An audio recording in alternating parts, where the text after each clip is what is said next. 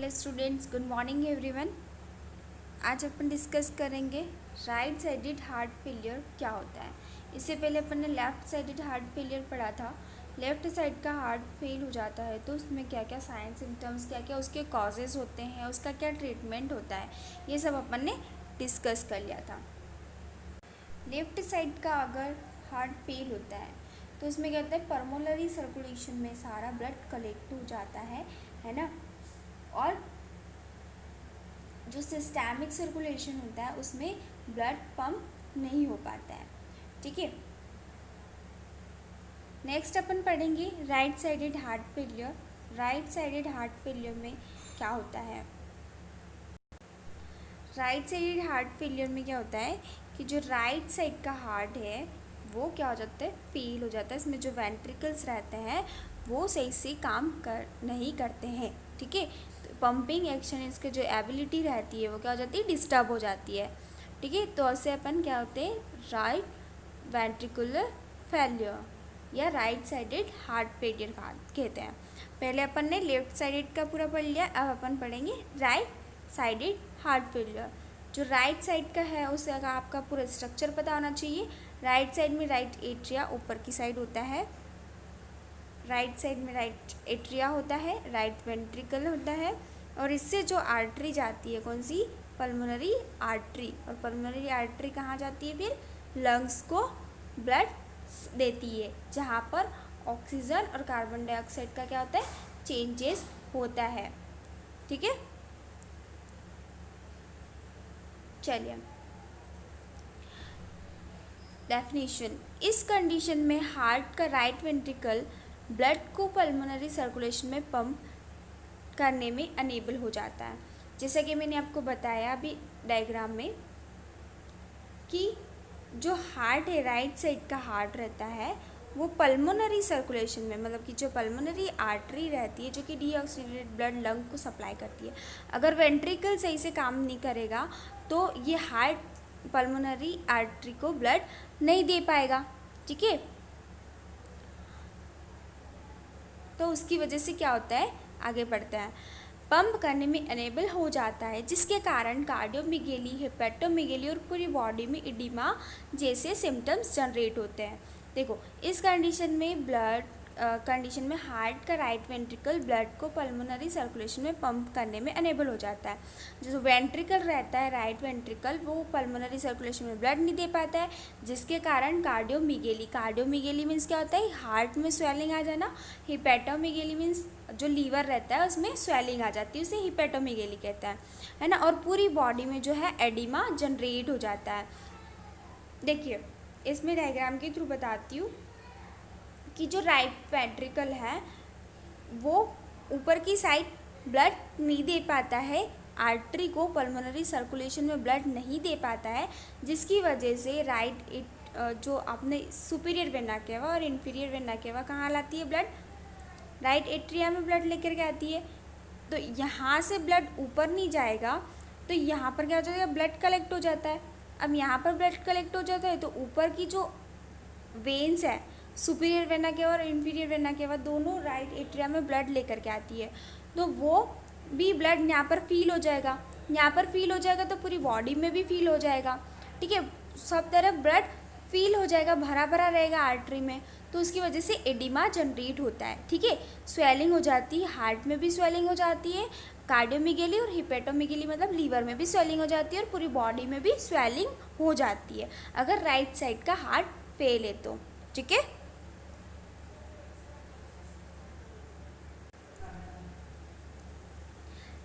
Next in English में अपन देखें तो जो right sided heart failure means the right side of the heart is not pumping blood to the lungs as well normal. मतलब कि जो right side का heart रहता है वो नॉर्मली ब्लड जो है पंप नहीं कर पाता है, जिसकी वजह से राइट साइडेड हार्ट फेल हो जाता है, जिसकी वजह से वो पंप नहीं कर पाता है नॉर्मल। ठीक है, किसको, लंग्स को प्रॉपर ब्लड सप्लाई नहीं कर पाता है। ठीक है, it also called pulmonary heart disease, इसे पल्मोनरी हार्ट डिजीज़ भी कहते हैं, क्योंकि जो राइट साइड का हार्ट रहता है वो पल्मोनरी आर्टरी को ब्लड देता है, और पल्मोनरी आर्टरी से जो पल्मोनरी वेन है वो हार्ट में ब्लड लेकर के आती है लेफ्ट एट्रियम में, ठीक है। तो इस वजह से क्या हो जाता है कि सब तरफ एडिमा हो जाएगा, तो इसे पल्मोनरी हार्ट डिजीज़ भी कहा जाता है, ठीक है। इसके क्या क्या कॉजेज है? 80% cases of cause left heart failure, left side का हार्ट फेल हो जाता है, तो जिसकी वजह से राइट साइड का हार्ट भी फेल हो जाता है। देखिए, लेफ्ट साइड की वजह से राइट साइड का कैसे फेल होगा? लेफ्ट साइड का हार्ट क्या करता है? एओर्टा में ब्लड देता है, और आपको पता है एओर्टा से कौन सी ब्रांच निकल रही थी? कोरोनरी आर्टरी की ब्रांच निकलती होती है, जो कि राइट साइड भी निकलती है और लेफ्ट साइड में भी निकलती है। अब राइट साइड की आर्टरी अगर लेफ्ट वेंट्रिकल से ब्लड पंप नहीं हुआ एओर्टा में, ठीक है, तो आर्टरीज में भी नहीं जाएगा, कोरोनरी आर्टरी में ब्लड नहीं जाएगा, कोरोनरी आर्टरी में ब्लड नहीं गया तो क्या होगा? अपने हार्ट को प्रॉपर ब्लड सप्लाई नहीं होगी, ऑक्सीजन सप्लाई नहीं होगी, जिससे वेंट्रिकल्स जो है वो डैमेज हो जाएंगे, वो ख़राब हो जाएंगे, और वो अपना फंक्शंस जो है प्रॉपर नहीं कर पाएंगे, ठीक है। तो ये एक कारण है। Next, mitral valve disease. Mitral valve disease जो बाइकस्पिड वाल्व रहता है, बाइकस्पिड वाल्व किधर साइड रहता है? लेफ्ट एट्रियम में। लेफ्ट एट्रियम में बाइकस्पिड वाल्व रहता है, मिट्रल वाल्व रहता है लेफ्ट साइड में रहता है, ठीक है। तो लेफ्ट साइड में बाइकस्पिड और मिट्रल वाल्व रहते हैं, वो क्या हो जाते हैं? अनेबल हो जाते हैं, उनकी कोई डिजीज़ हो जाती है तो भी राइट साइड के हार्ट फेलियर के चांसेस रहते हैं, क्योंकि वाल्व सही से काम नहीं करेंगे तो ब्लड भी प्रेशर से नहीं जाएगा एओर्टा में नहीं जाएगा तो कोरोनरी आर्टरी में नहीं जाएगा, और फिर हार्ट को भी सप्लाई नहीं होगा, तो मिट्रल वाल्व डिजीज़ भी इसका एक कारण है। नेक्स्ट है पल्मोनरी एम्बोलिज्म। अगर जो पल्मोनरी आर्टरी या पल्मोनरी वेन्स सही से काम नहीं करती या एम्बोलिज्म हो जाता है उसमें, एम्बोलिज्म मीन्स क्या होता है? थ्रोम्बोसिस हो जाना। एम्बोलिज्म मतलब क्या होता है? थ्रोम्बोसिस मतलब कि ब्लड क्लोट का जम जाना, या तो ब्लड क्लोट जम जाता है आर्टरी के अंदर, है ना, या फिर कोई एयर बबल आ जाता है, उसे पल्मोनरी एम्बोलिज्म कहते हैं। अगर पल्मोनरी एम्बोलिज्म आ गया, कोई ऑब्स्ट्रक्शन आ गया, तो उसकी वजह से पल्मोनरी आर्टरी सही से काम नहीं करेगी और राइट साइड का हार्ट जो है फेल हो जाएगा, ठीक है। Next, lung disorder. Lung disorder जैसे एम्फाइजीमा। एम्फाइजीमा की कंडीशन में क्या होता है? जो एल्वेलाई होते हैं वो डैमेज हो जाते हैं। एम्फाइजीमा की कंडीशन में क्या होता है? जो अपने एल्वेलाइज रहते हैं लंग्स के अंदर, वो क्या हो जाते हैं? डैमेज हो जाते हैं। अब एल्वेलाई डैमेज हो जाते हैं, एल्वेलाई का फंक्शन क्या रहता है?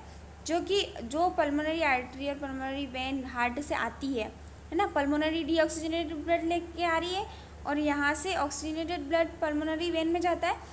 यहाँ पे ऑक्सीजन और कार्बन डाइऑक्साइड का क्या होता है? चेंजेस होता है, आपने पढ़ा होगा, है ना।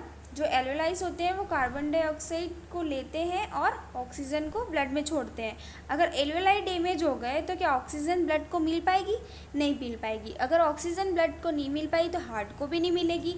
इसकी वजह से क्या होता है? पूरा हार्ट डैमेज हो जाता है, ठीक है। नेक्स्ट है कार्डियोमायोपैथी। कार्डियोमायोपैथी मीन्स क्या होता है? हार्ट की मसल जो रहती है वो हार्ड हो जाती है ना।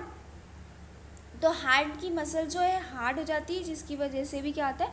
राइट साइड का हार्ट फेल हो जाता है।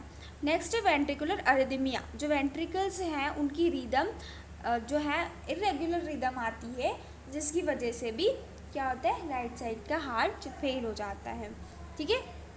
जो रिदम रहती है, जैसे ए से नोड रिदम भेजता है एवी नोड को, एवी नोड जो है बंडल ऑफ हीस को भेजते हैं, बंडल ऑफ हीस पुरकिंजे फाइबर्स को भेजते हैं, है ना। तो ये सारे जो रिदम है वो सही से काम नहीं करेगी, वेंट्रिकुलर रिदमिया हो जाता है, तो जिसकी वजह से क्या होता है कि राइट साइड का हार्ट फेलियर होने के चांसेस रहते हैं, ठीक है। नेक्स्ट है क्लिनिकल मैनिफेस्टेशन। क्लिनिकल मैनिफेस्टेशन इसमें अकॉर्डिंग टू सिस्टम दे रखे हैं, है ना। जैसे हार्ट से रिलेटेड हो गया, लंग्स से रिलेटेड, माइंड से रिलेटेड, गैस्ट्रोइंटेस्टाइन से रिलेटेड अलग अलग सिम्टम्स होते हैं। हार्ट से रिलेटेड पाल्पिटेशन, हृदय की जो धड़कन रहती है तेज़ी से आती है। फीलिंग ऑफ हैवीनेस, भारीपन महसूस होता है, क्योंकि सब दूर ब्लड जो है वो फील हो जाता है ना, कंजेस्टेड हो जाता है सारा एरिया, इस वजह से फीलिंग ऑफ फुलनेस दिखाई देता है। लंग्स से रिलेटेड डिस्पनिया, सांस लेने में कठिनाई होती है, ब्रीथलेसनेस होता है, कफिंग, बलगम, स्पूटम जो है वो बनता है ना। नेक्स्ट है माइंड से रिलेटेड इंसोम्निया, इंसोम्निया मतलब नींद नहीं आना, है ना, लैक ऑफ स्लीपिंग। और ब्लड विजन, ब्लड विजन मतलब कि साफ दिखाई नहीं देता है, धुंधला दिखाई देना, है ना। ये क्यों होता है? क्योंकि जो प्रॉपर ब्लड सप्लाई नहीं होती आइज़ को, है ना, आइज़ को ब्लड सप्लाई नहीं हो पाएगी तो क्या होगा, जो रेटिना होता है वो आई के अंदर जो रेटिना होता है जो देखने का काम करता है वो क्या हो जाता है, डैमेज हो जाता है प्रॉपर ब्लड सप्लाई नहीं होने की वजह से, प्रॉपर ऑक्सीजन नहीं मिलने की वजह से। तो उसकी वजह से क्या होता है, ब्लड विजन होता है। फॉरगेटफुलनेस मतलब पर्सन जो है उसे कुछ याद नहीं रहता है, फॉरगेट हमेशा जो चीज़ होती है वो भूल जाता है। लेक ऑफ कंसंट्रेशन मतलब कि ध्यान नहीं दे पाता है, किसी भी चीज़ पर ध्यान नहीं देगा। अगर उसको पेन हो रहा है या रेस्टलेसनेस हो रहा है, फॉरगेटफुलनेस हो रहा है तो उसका कंसंट्रेशन जो रहेगा ना, किसी भी चीज़ पर ध्यान नहीं दे पाता है, तो लेक ऑफ कंसंट्रेशन होता है। ठीक है, ये सिम्टम्स है। नेक्स्ट पाचन तंत्र से रिलेटेड, गैस्ट्रोइंटेस्टाइन से related, pain in liver after meal, जब भी वो खाना खाता है तो उसे लीवर में पेन होता है, क्योंकि लीवर जो है वहाँ पर स्वेलिंग आ जाती है, सूज जाता है, इस वजह से वहाँ पर पेन होता है। नेक्स्ट एनोरेक्सिया, एनोरेक्सिया मीन्स क्या होता है, रिड्यूस एपेटाइट मतलब कि भूख में कमी, भूख नहीं लगती है। ठीक है, ये हर एक पेशेंट में होता है, क्योंकि भूख नहीं लगेगी, क्यों, क्योंकि उसे जो है सभी तरफ से जो पेन वगैरह होता है इस वजह से उसको क्या है, भूख नहीं लगती है। नोजिया वॉमिटिंग होता है, फ्लूइड प्रॉपर नहीं मिलने की वजह से क्या होता है, अगर फ्लूइड बॉडी को जितना चाहिए उतना नहीं मिलेगा तो नोजिया वॉमिटिंग की कंडीशन होगी। कॉन्स्टिपेशन होगा, कॉन्स्टिपेशन मतलब क्या होता है, हार्ड स्टूल आना, है ना, स्टूल का हार्ड आना कॉन्स्टिपेशन कहलाता है। ठीक है, तो वो भी वाटर इम्बैलेंस की वजह से होता है। Swelling of the abdomen, abdomen के अंदर फ्लूइड का कलेक्शन हो जाता है, मतलब फ्लूइड जो है ना अपनी कैविटी से बाहर आने लग जाता है, तो उसे क्या बोलते हैं, सॉरी, स्वेलिंग हो जाती है उसकी वजह से एब्डोमन में। Ascites, ascites means accumulation of fluid, fluid का एक्यूमुलेशन हो जाना असाइटिस कहलाता है। एक्यूमुलेशन ऑफ फ्लूइड, फ्लूइड का एक्यूमुलेशन हो जाना मतलब कि फ्लूइड का कलेक्ट हो जाना है, संग्रह हो जाना, इकट्ठा हो जाना, जिसे अपन असाइटिस कहते हैं। ठीक है, और वो भी क्यों होगा, असाइटिस क्यों होता है, क्योंकि जो ब्लड है वो क्या हो जाता है, सब तरफ इकट्ठा हो जाता है ना, ब्लड इकट्ठा हो गया तो राइट साइड के हार्ट में एक, ये अपना हार्ट है ना, और ये ऊपर की तरफ सुपीरियर वेना केवा है, नीचे की तरफ इंफीरियर वेना केवा है। ठीक है, अब अपना जो राइट वेंट्रिकल है ये डैमेज हो गया है ना, ये डैमेज हो गया है तो यहाँ पर भी ब्लड भरा हुआ रहेगा, यहाँ पे भी ब्लड भरा हुआ रहेगा, यहाँ पे भी ब्लड होगा, क्या इन सब आर्टरीज में भी ब्लड भरा भरा रहेगा, फील रहेगा। ठीक है, तो क्या होगा, इनकी वॉल्स पर प्रेशर जनरेट होता है, प्रेशर जनरेट होता है, तो जिसकी वजह से क्या होता है कि स्किन में भी फ्लूइड का अक्यूमुलेशन होने लग जाता है, यहाँ से फ्लूइड निकल करके बाहर आने लग जाता है, तो जिसकी वजह से एडिमा दिखता है। एडिमा मीन्स स्वेलिंग दिखती है स्किन पर, है ना। तो वही चीज़ें असाइटिस इसी की वजह से होता है, जो सारा फ्लूइड है आर्टरीज़ का, जो वेन्स जो भी फ्लूइड लेकर के जा रही है, अगर वो प्रॉपर अमाउंट में फ्लूइड लेकर के नहीं जा पा रही है राइट एट्रिया तक, तो क्या होगा, असाइटिस जनरेट होगा, पूरी बॉडी में फ्लूइड का कलेक्शन हो जाएगा। ठीक है, नेक्स्ट यूरिनरी ट्रैक्ट से रिलेटेड, जो भी अपने यूरिनरी ट्रैक्ट से रिलेटेड सिम्टम्स है, जैसे ओलिगोयूरिया, ओलिगोयूरिया मीन्स क्या होता है, low output of the urine, urine का कम आना, है ना, ओलिगो यूरिया कहलाता है। नॉक्चूरिया मीन्स नाइट में यूरिन का आना, नाइट के टाइम पर ज़्यादा यूरिन की फ्रिक्वेंसी बढ़ जाती है, उसे नॉक्चूरिया कहते हैं। ठीक है,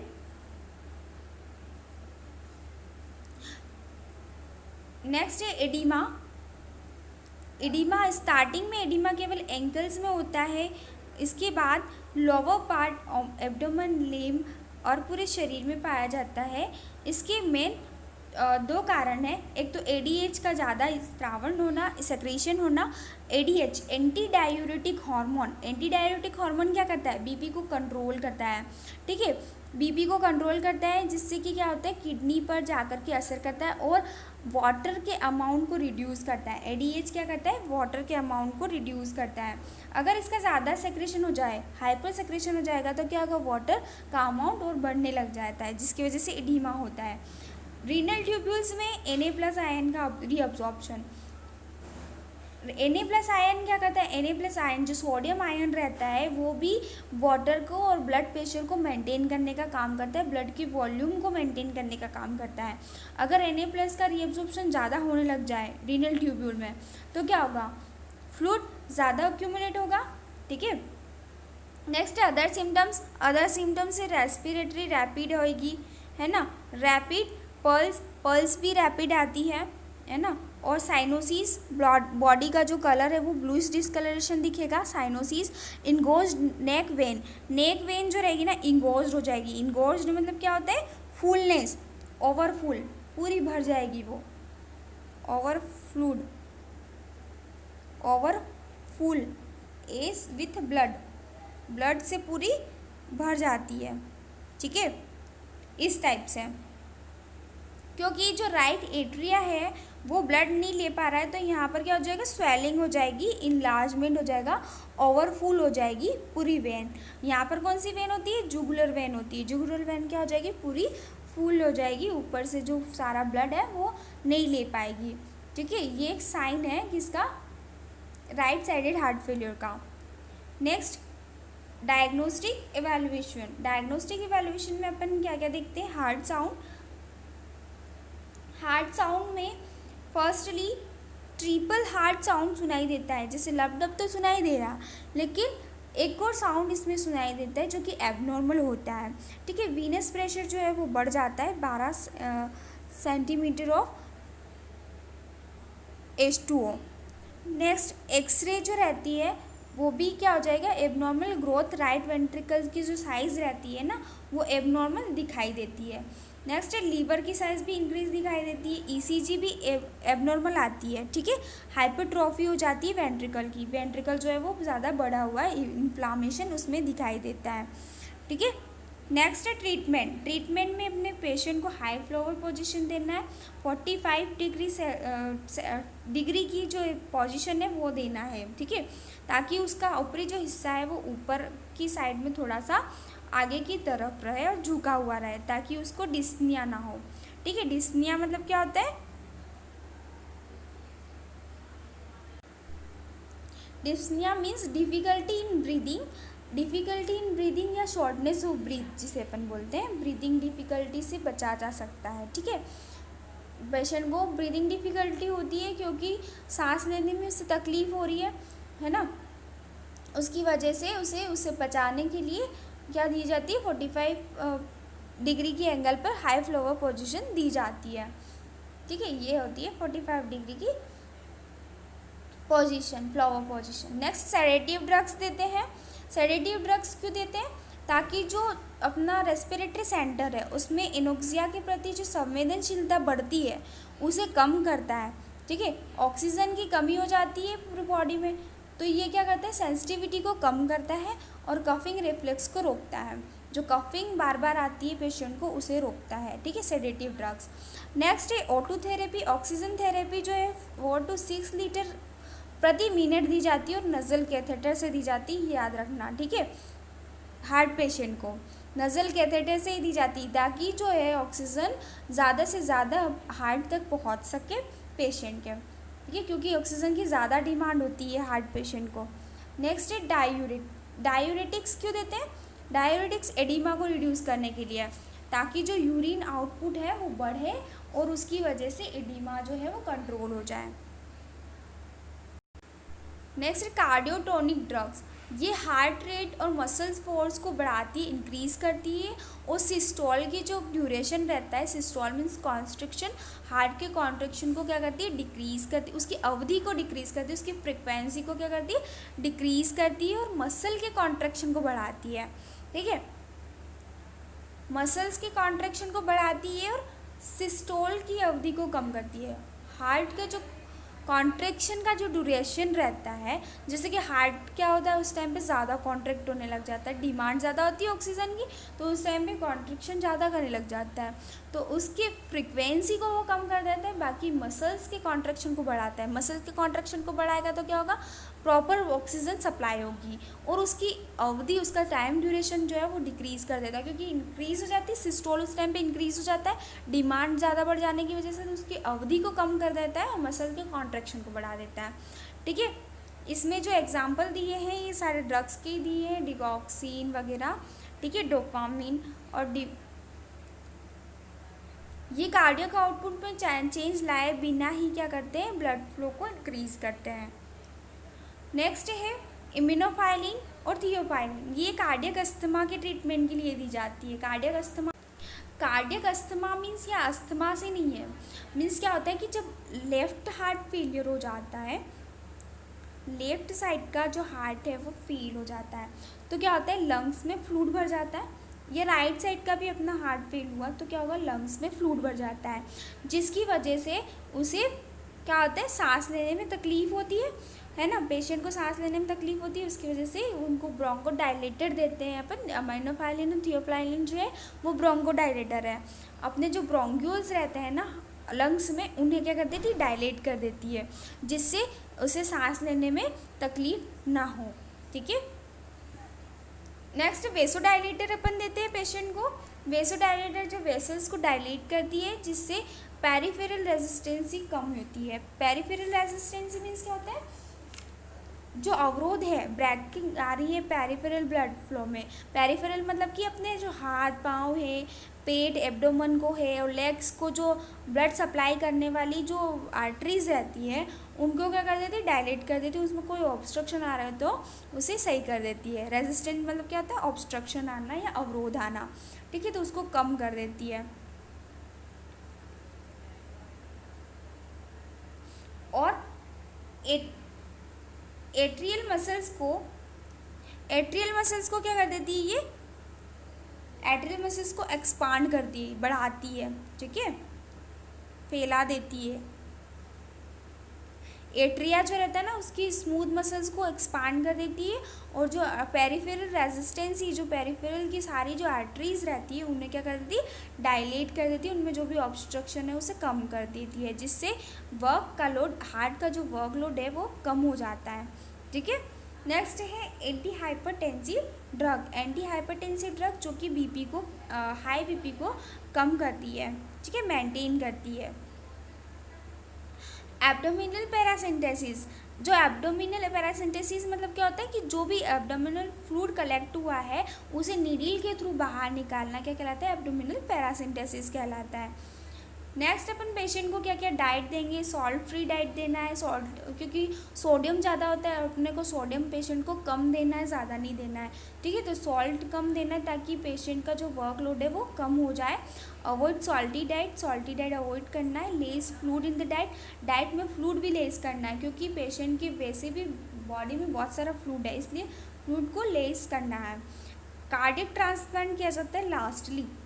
ठीक है, नेक्स्ट में अपन कार्डियक ट्रांसप्लांट और नर्सिंग मैनेजमेंट के बारे में अपन पढ़ेंगे। ओके, यहाँ तक अगर आपको कुछ समझ में नहीं आया, डाउट है तो आप पूछ लेना। ओके।